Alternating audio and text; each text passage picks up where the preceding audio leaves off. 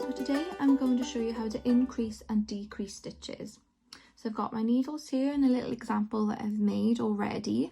It's just easier to knit a little example first so I can show you what's going on. I'm using super chunky wool today as well, okay? So let's get started. So first things first is that when you're increasing, you need to increase evenly throughout the stitches. If the pattern calls for increasing by 6 stitches, you will need to make sure that you are counting how many stitches you have and you're including them evenly throughout the work. Usually it will tell you in the pattern, like say knit 5, increase by 1, knit 5, increase by 1, things like that, okay? But if you are making up your own patterns and things, then it is important to include them evenly throughout the work. So I've got 20 stitches here, and what I'm going to do is that every 5 stitches I'm going to increase by 1. So by the end I'll end up having 24 stitches, okay?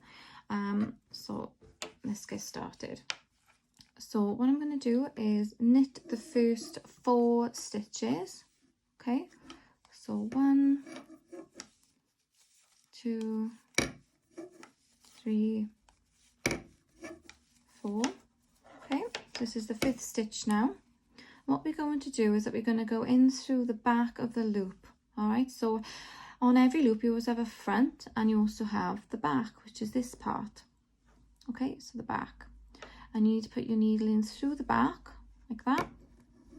Do the knit stitch like you normally would, so loop it around and through the cross, pop that wool through the loop.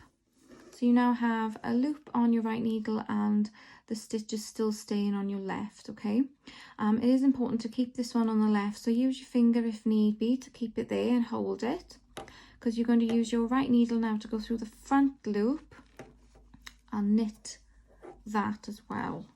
Okay, so you've now made 2 loops and then you can take this one off the left, okay?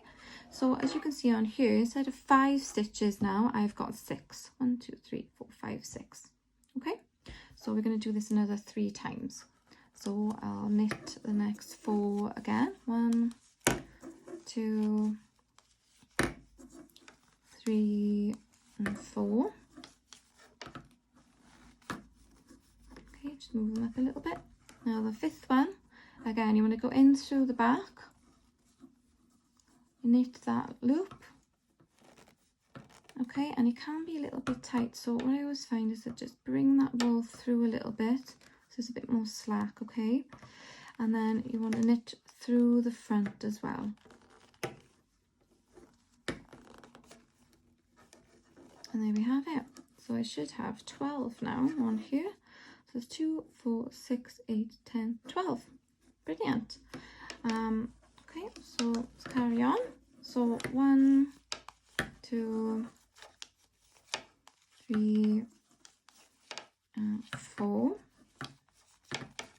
Okay, so the 5th stitch now we're going to go in through the back loop, around the back, knit that one. Okay, make sure it's a little bit loose. Okay, great. And we've got our 2 loops. Now you want to go in through the front, okay, and always make sure that you're going through that loop. You don't want to go in through between the stitches. You want to go around that loop and through the back, okay? So you're going in the loop again, like you normally would when you knit, okay? And then bring that wool through and then off. Okay, and then do one more time, and then we should have 24 stitches. So it's 2, 3, and 4. Okay, move everything up a bit, and then in through the back. Okay, so you go in through the back, knit that one, bring the wool out, and then in through the front loop. So again, like I said, you want to go in the loop, bring that wool through, and then off. Okay, and that's it. So we've now increased by 4 stitches. So if we count them all, 2, 4, 6, 8, 10, 12, 14, 16, 18, 20, 22, 24. Fab. And you can see that we've increased evenly so it doesn't look misshapen. You will see like the first row that you've done it, you can see where they are, all right, but as you start to knit further up, it'll be disguised very easily. Okay, and that's your increase. So I'm just going to knit a few more rows and then I'll show you how to decrease. I've knitted a few more rows here and you can see the increase row is completely disguised. All right, this type of increase is called knit one through the back and knit one through the front. Okay, and the decrease I'm going to show you is called knit two tog, which basically means knit two together. So I'm going to decrease now back down to 20. Okay, so what we're going to do again is I'm going to do the same as we did before. So every 5 I'm going to decrease. Okay, so if we start off, just knit the first 4 again. 1, 2, 3 and 4. Okay, then you want to get the next 2 stitches and you want to knit through both of them. So you want to go through the first loop and through the second loop, so you're through both loops. Okay, and then knit those 2 together, and we've decreased 6 now down to 5. All right, so keep doing this throughout. So I'll do knit the next 4, and then on the 5th one and the 6th one we knit those 2 together. Okay, so that's 4, and these 2 now I need to knit together. Okay, it can be a little bit tricky, but use your finger again to hold these stitches in place while you get your needle through. Okay, and then knit those 2 together, shuffle them down. So knit the next 4, 1, 2, 3 and 4.